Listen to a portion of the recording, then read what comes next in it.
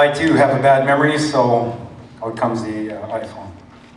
So, if anybody doesn't know me, my name is Brad. I used to be a lighting guy here in the city. I met Danny years ago. We became good friends. Of course, like everybody else, we broke apart for a while and hooked back up when I came back to Regina. So this afternoon at work, I decided to write something down.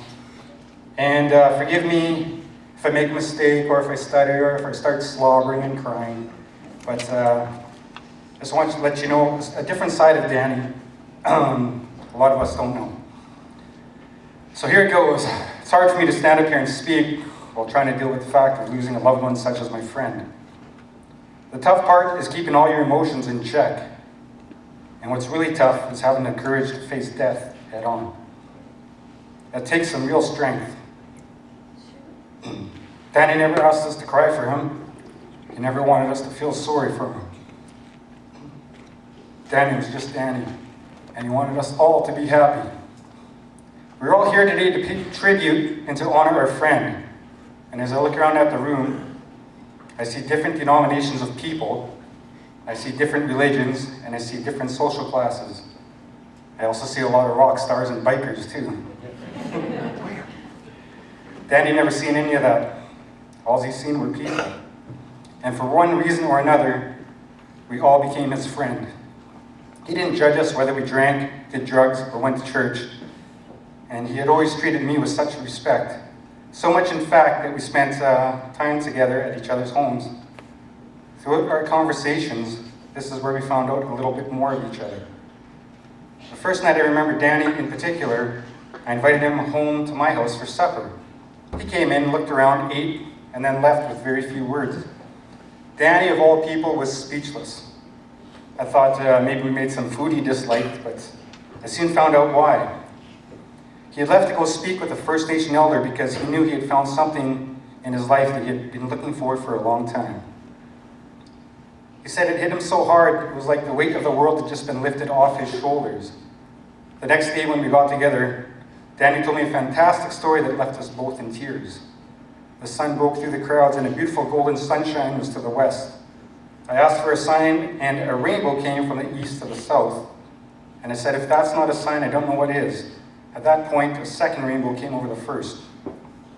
I'll never look at the color of the sky again the same, or I'll never look at rainbows in the same way. Danny gave something back to my people that his family had carried for over 80 years.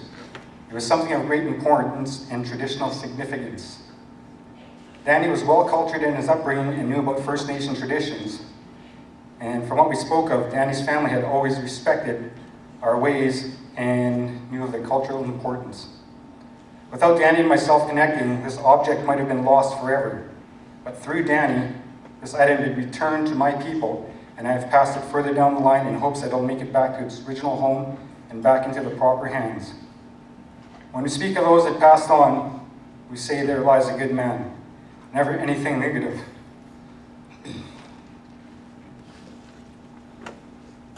I know for a fact that Danny was a good man, a good worker, a rock star, a biker, and most importantly, he was my friend.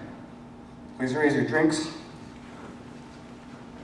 Here's to a good man who knew that he could change the world.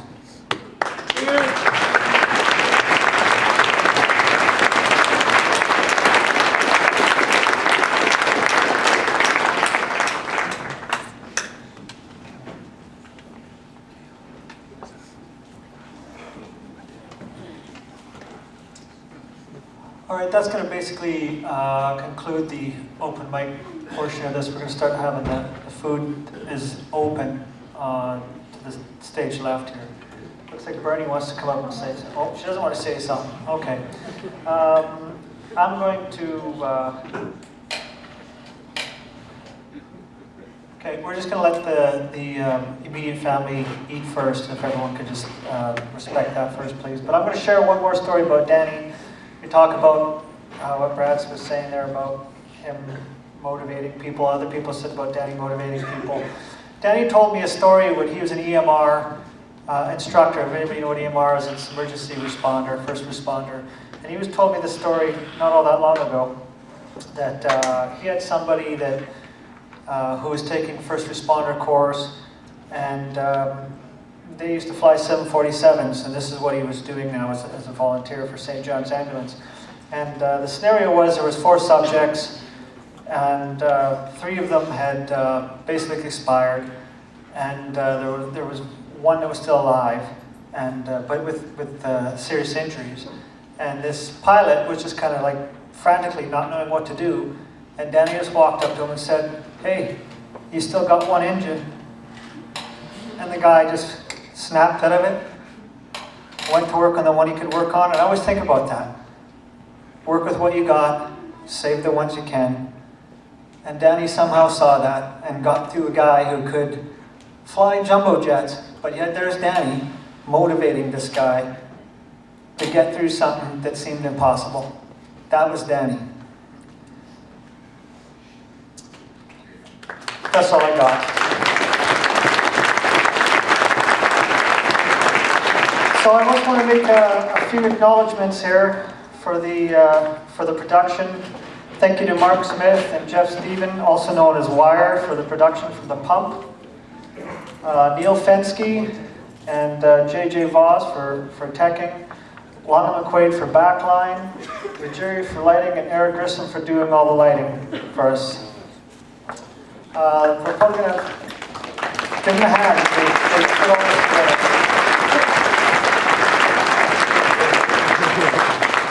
Everyone knows that Danny worked with all those people as well as we all know each other. It's a small community. Everybody knows everybody in this room pretty much. It's amazing. This is like, this is bigger than a school reunion. So we're going to have some bands, and probably the first band we're going to have come up. Basically, I'm the stage director, so any of the bands that want to play, and I know there's probably about 14 or 15 of them here, we're going to have to kind of keep it down to 3 to 5 songs because we want to get everybody to have their opportunity. So the first band is probably going to come up is going to be Eyeballs Deep, which was the Bellas band that Danny actually worked with. And then we're going to play a few songs, and we're going to probably have Old School. And then we'll go from there. So everybody, Danny would have wanted everybody to have a good time and party, no long faces, get a drink and have some fun, because that's what we're here for.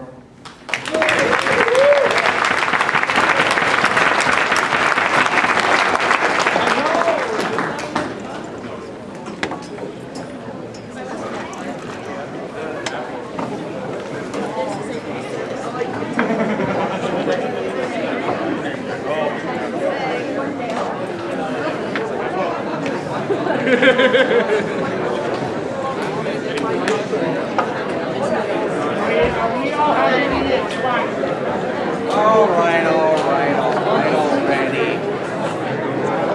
Peer pressure. I'm cracking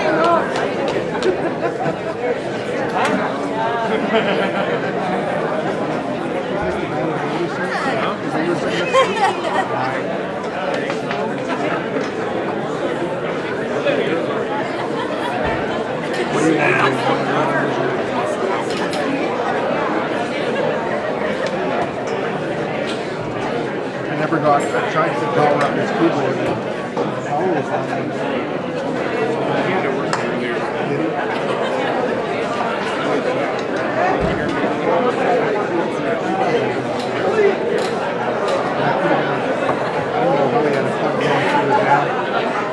He wasn't going on the keyboard to the DA.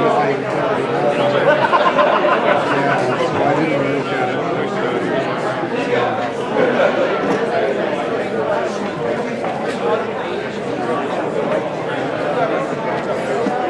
Find out what's going on.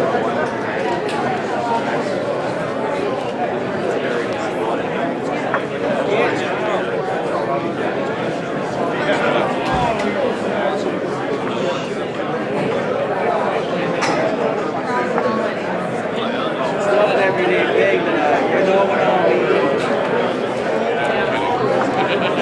There's only a few weeks.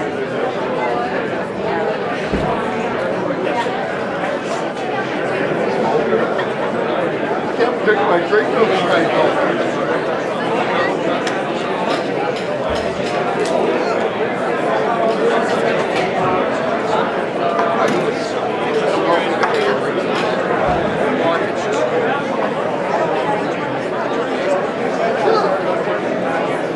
I ain't leaving my drink. Somebody put something in it.